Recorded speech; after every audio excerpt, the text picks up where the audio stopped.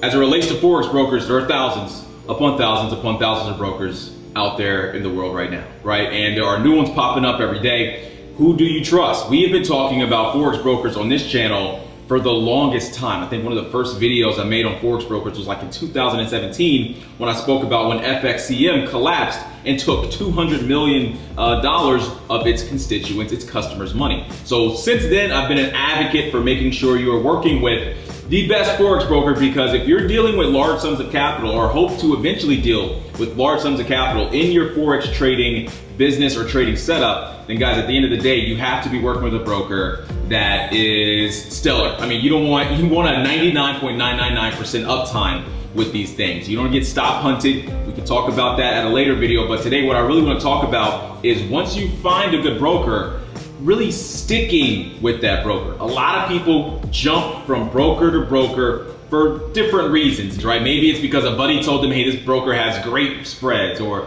hey, this broker doesn't do any market making, or who knows, right? But at the end of the day, if you settle upon a broker that you trust and you're like, look, after everything I have read, this broker seems to be somebody that I can put my money into. It seems to be an institution where I could place my money, transact on their platform, and fair game, make money. If I make it, lose money. If I lose it, all I want is a fair shake to kill it in this space. I want to talk to you guys about why you shouldn't be jumping from broker to broker. It's a big problem in the industry. All right, we have a lot of traders who are like, hey, I'm using this broker, but I'm also using this broker, but I'm also using this broker, and I don't really know where to put my big capital. We're gonna be talking about some of the reasons why you should stick to one. We'll go over a few brokers that we like, so that way you have the best odds of not getting screwed, because there's been billions of dollars lost in this space from people who have gone to brokers overseas and literally the money evaporates. All right. Getting started. First of all, if you guys are new to the channel, welcome to the channel. My name is Cleveland, okay? I like to talk anything and everything finance. Specifically today, we're gonna be talking about Forex brokers,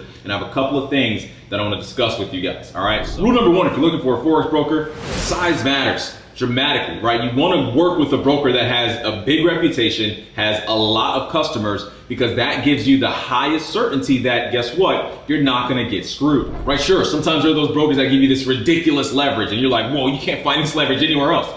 There might be a reason why, okay? So you wanna make sure that you're working with a broker that has some size to it. One of the biggest brokers that, again, we pretty much send all of our people to, Blueberry Markets, 500 to 1 leverage, has thousands and thousands of clients. That's who we love tremendously as it relates to an overseas broker that gives you that heavy leverage. When it comes to a US broker, it's a ONE. They're absolutely enormous, right? You can trust them. They're FDIC insured, all right? Basically, if ONE happens to collapse, then basically you're gonna get up to $250,000 of your money back. We've sent people to ONE, Blueberry Markets, with tens and tens of thousands of dollars, and never once ever have we had any complaints. We love those organizations, we trust them, we've been using them for years. I've been screaming about ONE since 2015. Blueberry Markets is one of the fastest growing and most phenomenal brokers in the space right now. That's what I'm kind of talking about as it relates to a broker you can trust. You also have Saxo Bank, you have interactive brokers, right? As it relates to Forex brokers that maybe aren't so regulated, you have Trader's Way, you do have Hugo's Way. Again, I mentioned those two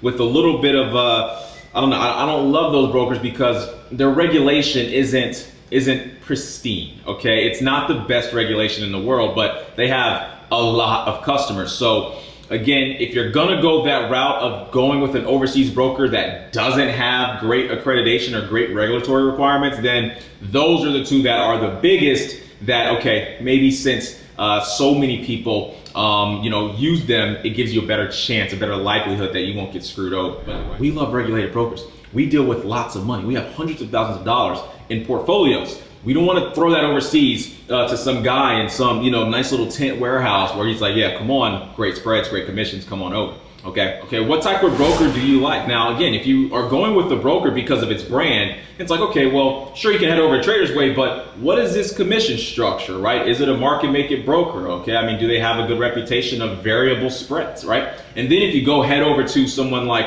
Forex.com, who is definitely a commission-based broker, they have variable spreads and whatnot. The thing is, if you have capital in both of those institutions, okay, sure, that's fine, whatever. But the problem is the accounting part of this business, which nobody talks about, because again, I don't believe many people make money in this industry. No one talks about the accounting, no one talks about the taxes.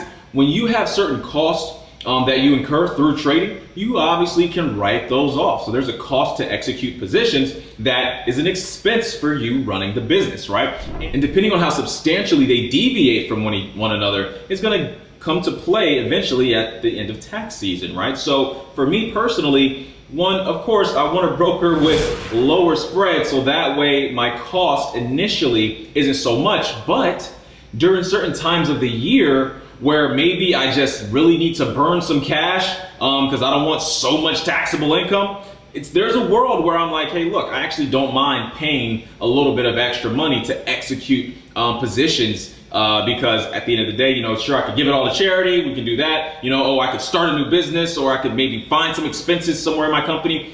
But for me personally, I like to have certain expenses depending on the time of the year, so that way I can just kind of make certain things happen as it relates to just kind of lowering my taxable income to the best of my ability, right? And that sounds pretty interesting. Trust me, there are many advantages in those types of situations. So when you're really strategically monitoring and executing in this business, you really start to understand all the variables that can kind of come into play, and that's one of them there for sure. Right. Next, customer support.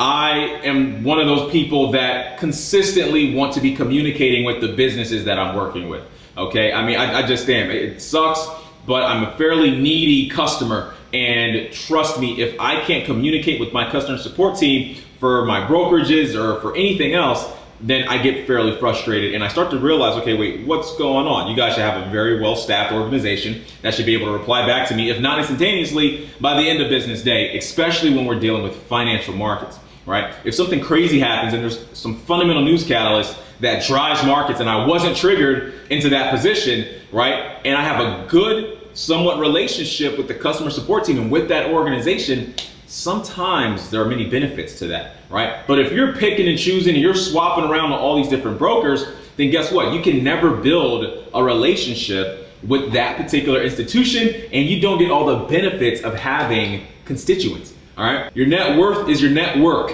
okay? That's real life. And if you have no network of people in these organizations and in these brokerages, then you 100% are missing out on potential upside of what that could mean. A lot of times they can give you premium accounts. You can talk your way into premium accounts if you are building a great relationship and you're consistently on a specific platform. Blueberry Markets right now is giving out premium accounts to everybody that is working through top traders, because that's what we were able to do. The link is in the bio for those guys, but we spoke with them and we said, hey, look, if we're gonna continue to send you guys people through our organization, then you're going to have to, in some capacity, help them. There has to be a benefit to them, right? And so right now they're doing 10% deposits and are giving you premium accounts, which means you have lower spreads, okay? So at the end of the day, you can negotiate things on your own behalf. You can negotiate things for your team or for your buddies or whatever when you have a relationship.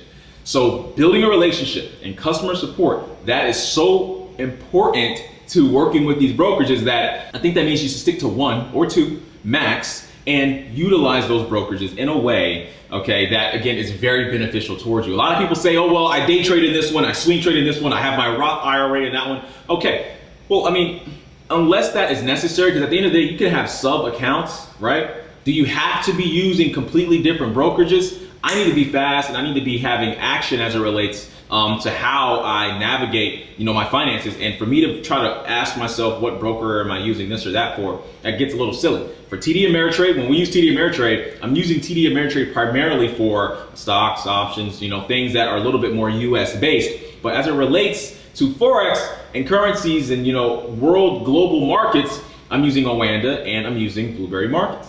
Okay, and so at the end of the day, I want to have some consistency because I'm in these institutions and I'm on these platforms every single day. All right, so I don't want to beat a dead horse. Customer support, building a relationship with your broker can come with a lot of benefits. Just chill out, work with them, talk to them, introduce yourself. They'll oftentimes even get on a Zoom call with you so you can see some faces. A lot of things can come out of that. All right, so and lastly, guys, ease of mind, right? I mean, if you really think about it, this is one of the more stressful industries on planet Earth.